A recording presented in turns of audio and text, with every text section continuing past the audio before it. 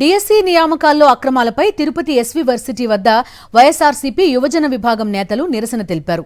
మంత్రి లోకేష్ దిష్టిబొమ్మను దగ్ధం చేశారు. డిఎస్సి అక్రమాలపై స్పందించకుండా కూటమి ప్రభుత్వం కాలయాపన చేస్తోందని ఆగ్రహం వ్యక్తం చేశారు. మంత్రి లోకేష్ వెంటనే రాజీనామా చేయాలని డిమాండ్ చేశారు. విద్యార్థులకు కూటమి సర్కార్ ఇచ్చిన హామీలను నెరవేర్చాలని, నిరుద్యోగ యువతకు న్యాయం చేయాలన్నారు.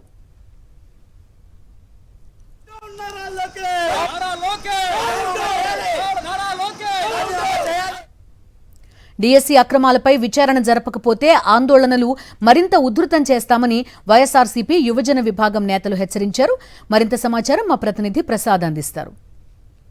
డిఎస్సి అక్రమాల మీద మంత్రి నారా లోకేష్ వెంటనే రాజీనామా చేయాలి, విద్యార్థులకు ఇచ్చిన హామీలు నెరవేర్చలేదంటూ కూడా పెద్ద ఎత్తున తిరుపతిలోని ఎస్వి యూనిట్స్ వద్ద నిరసన చేపట్టారు. ఈ అంశాన్ని మనతో మాట్లాడడానికి మరింత మంది ఇక్కడ ఉన్నారు. వాళ్ళని అడిగి సమాచారం తెలుసుకునే ప్రయత్నం చేస్తారు. డిఎస్సిలో జరిగినటువంటి అవకతవకలు, డిఎస్సిలో జరిగినటువంటి ఈ యొక్క ఉద్యోగాల నియామకాల్లో జరిగినటువంటి పెద్ద ఎత్తున చేతులు ముడుపులు మారాయన్నటువంటి ఆరోపణలపైన స్వతంత్ర విచారణ చేపట్టకుండా, స్వతంత్ర విచారణ కూడా ముందుకు రాకుండా ఈ రోజు రాష్ట్ర ప్రభుత్వం, కూటమి ప్రభుత్వం దాటవేత ధోరణికి అవలంబిస్తుంది. అంతేకాకుండా ప్రశ్నిస్తున్నట్టు వారందరి మీద కేసులు బనాయిస్తూ తీవ్రమైనటువంటి ఒత్తిడికి గురి చేస్తున్నారు. 150కి పైగా న్యాయస్థానాల్లో కేసులు ఉన్నాయి.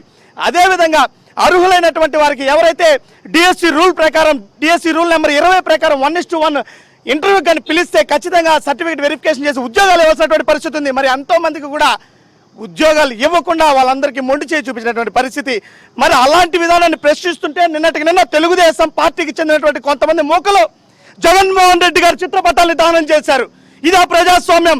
అందుకే చర్యకు ప్రతి చర్యగా ఈ రోజు నారా లోకేష్ గారి దిష్టి బొమ్మను కూడా దానం చేశాం.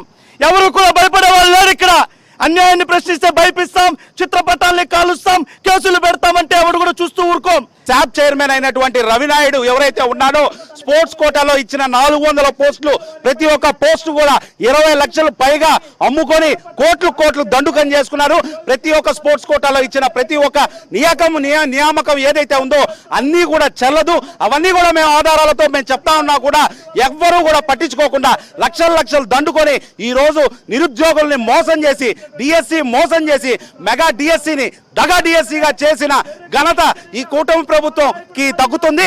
మీరు ప్రతి చర్య తప్పకుండా బొమ్మన కరుణాకర్ రెడ్డి గారు, బొమ్మన అభిరామ్ రెడ్డి గారు ఆధ్వర్యంలో పెద్ద ఎత్తున కూడా ఆందోళన కార్యక్రమం చేపడతాం. ఎక్కడ కానీ తగ్గే పరిస్థితి లేదు.